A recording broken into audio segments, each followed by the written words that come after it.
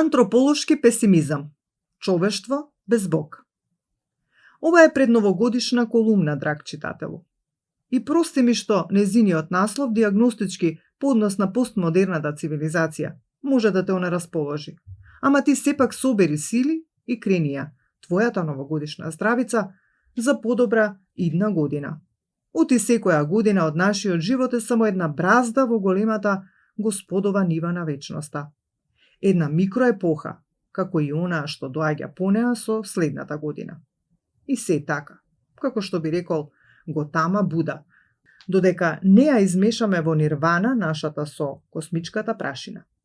Една поведра будистичка варијација на христијанска библиска тема. Од прав сме и во прав се враќаме. А будизмот и христијанството, иако за заеднички темел ја имаат љубовта и моралната доблест како микро и макрокосмичка енергија за опстој на човекот и вселината, сепак имаат една битна разлика. Имено будизмот е религија без Бог. Во него, како што мисли Буда, човекот самиот, со личен напор и самосвест, треба да ја оствари сопствената микро и макрокосмичка хармонија на битието, на Атман и Брахман. Додека посредник, пак, во сето ова, во христијанството, покрај личниот напор, е Бог.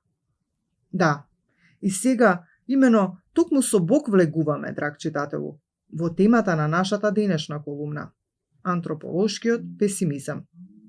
Човекот е раздвоен од Бог и таа трагична раздвоеност сјајно ја почувствувал Микеланџело на сликата Создавањето на Адам во Сикстинската капела во Рим. Имено на неа веќе едва е разбудениот во глината Адам ја протегнал несвесно својата рака кон универзумот, а кон неа од него како виор и тајахве за да се поздрави со своето што туку создадено богообразно суштество. Но не успева да ја допре неговата пружена дланка само за неколку милиметри растојание. Но тоа неколку милиметарско растојание е огромна бездна меѓу Бог и човекот се до денес. И кој знае кога ќе се допрат тие. Според сите знаци, посебно денес, тоа тешко може да се случи. Напротив, сведоци сме дека тој хијатус меѓу човекот и Бог расте и во широчина, и во длабочина, до бескрај. Да, и тука сега, воленс ноленс, го имаме предвид она песимистичкото на Ниче. Бог е мртов, зашто теолозите посебно смртно му се лутат. Ама и филозофите баш многу не ја разбираат оваа важна цивилизацијска шифра. Да, оти лично мислам дека Ниче не бил толку наивен да мисли дека Бог е безповратно заспан во некое амфорно време во предсоздавањето и нема врска со создавањето, кое Дарвин, играјќи си со него, го изведе од океанската генетичка супа. Сеедно, во секој случај, Бог е длабоко втиснат печат во човечката архаична подсвест, свест или како што би рекол Јунг, и надсвест. Оти човекот без разлика дали постои или не, изгледа дека никогаш не можел без Бог, па во таа смисла го разбрал проблемот и еден типично просветителски картезијански ум каков што е Волтер, кога рекол: може би сомневајќи се дека иако не постои човекот, е должен да го измисли него. Имено, како што и Кант, атеист, Бог го става како неопходен постулат на неговиот морален закон, најважен за човекот. Оти имал сјајна антрополошка интуиција германскиот филозоф.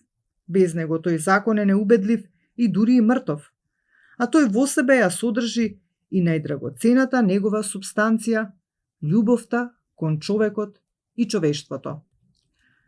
Тука некаде, драг читателу, стои и крикот на Ниче, како шифра за растајнување Бог е мртов. Сушност тој со него само ја диагностицира онтолошката состојба на човекот во модерната цивилизација. Отуѓен. Тој едноставно губил Бог во себе, а не дека тој не постои. Оти и Ниче, како неговиот руски близнак на таа тема Достоевски, вели: ако нема Бог, се е дозволено. И се стои. отаде границата на законот и моралот. Германскиот филозоф, тој што е докрај уривач на сите веќе излитени традиционални вредности на цивилизацијата, кои вистината ја облекле во фустанот на лагата. Но тој нив ги урива некако нихилист по себе.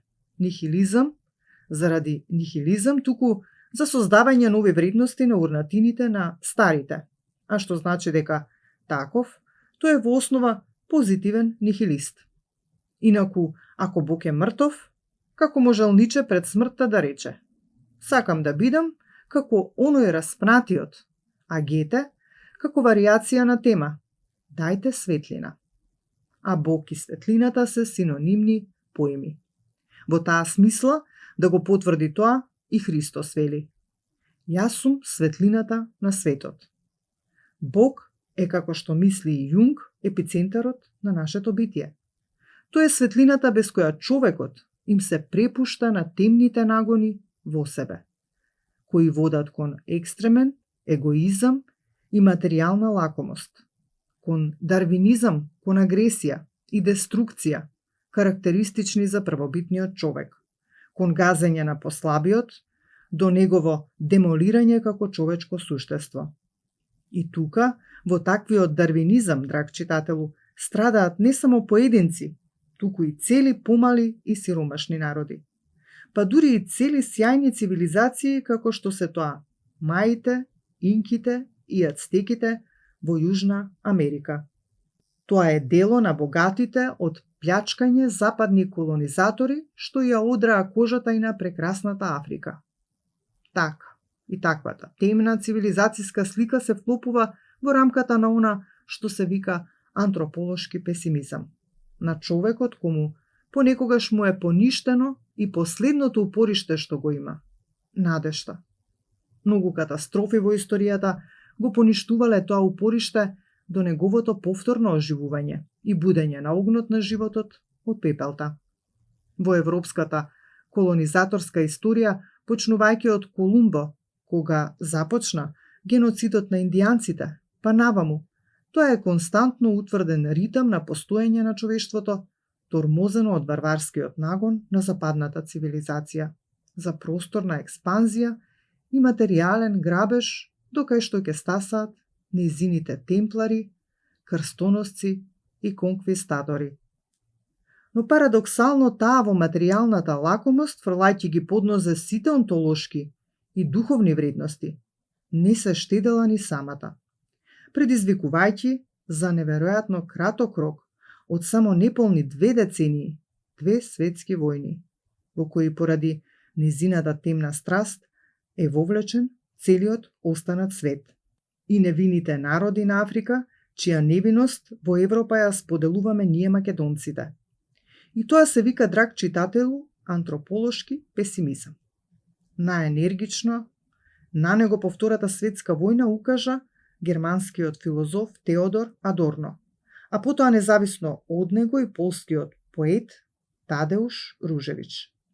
Имено, земајќи ја предвид најгрозоморната слика на западната цивилизација откако постои таа, Холокаустот на евреите, ромите и преостанатите, тоа не е само еврејски холокауст, во логорите на смртта на Хитлер, ќе го постави како крик, надоврзувајќи се на Ниче прашањето: дали е возможно по Аушвиц да се пишува поезија?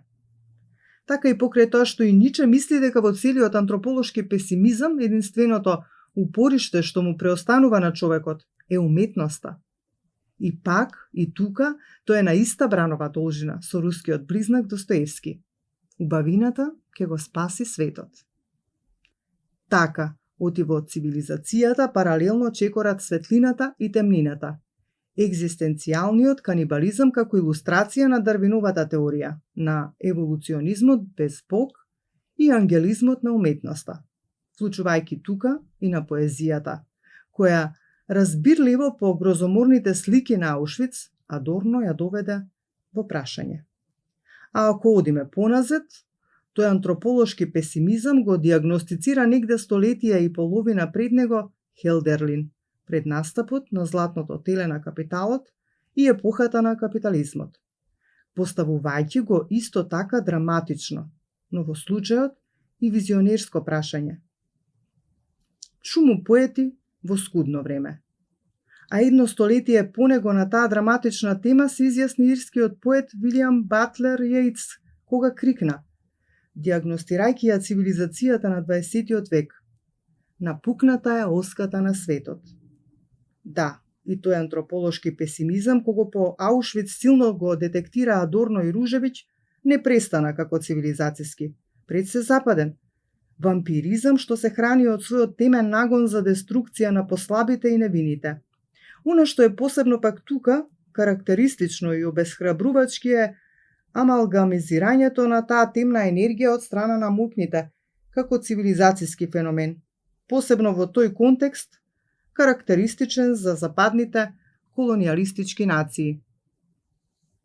Постојат многу примери за тоа, една цела прашума, но најдрастичен меѓу нив за илустрација на тој западно-дарвинистички цивилизацијски нагон за деструкција сега е примерот со Палестина.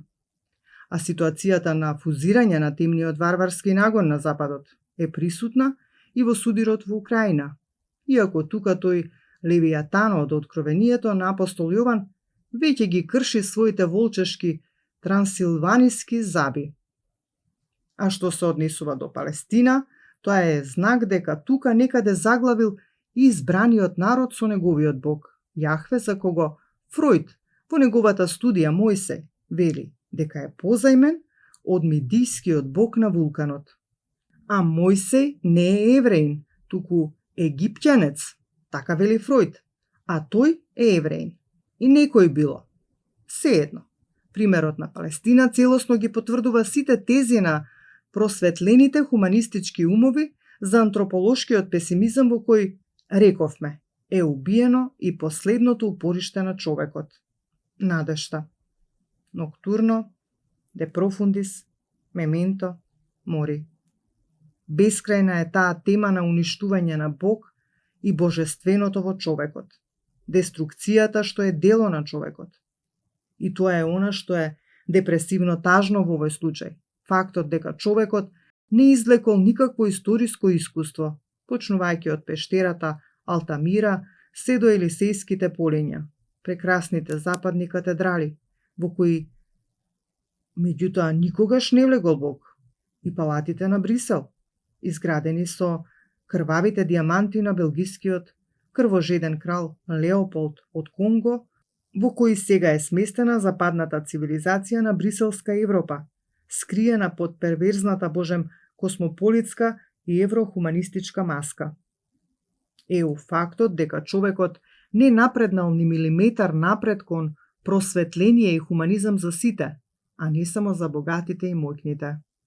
Да, и тоа е, драг читателу, конечно депресивното, но неизбежно спознание, дека и покрај сиот технолошки бум и научен напредок, човековиот ум не се поместил ни милиметар напред од психологијата на палеолитската орда, од библиската случка со Авел и Каин. Се уште во човештвото, за жал, посилната орда ја убива послабата. Каин го убива Авел. Востановен антрополошки ритам од Алтамира до денес. И нема крај. И убиена е надежта за спас од оваа антрополошка чума на злото, која западната цивилизација ја промовира како закон за незината благоутробна екзистенција. Па така изгледа дека залудно беа фрлени од Господ во неа гените како Шекспир, Иго, Сервантес и преостанатите. Долга низа за да ја освестат неа. Тоа е тоа, драг читателу. Па сега по сето ова рече дека не сум во право. А твојата замерка дека премногу сурово и судам на цивилизацијата, што се самопрогласи за најнапредна и најдемократска на планетата, е погрешна. Таа цивилизација од Запад губи и мојот и твојот народ во Преспа 2018. Нејзино најголемо достигнување, иронично, сега е НАТО. Од неодамна втор човек на таа организација е нашата воена дама Шекеринска.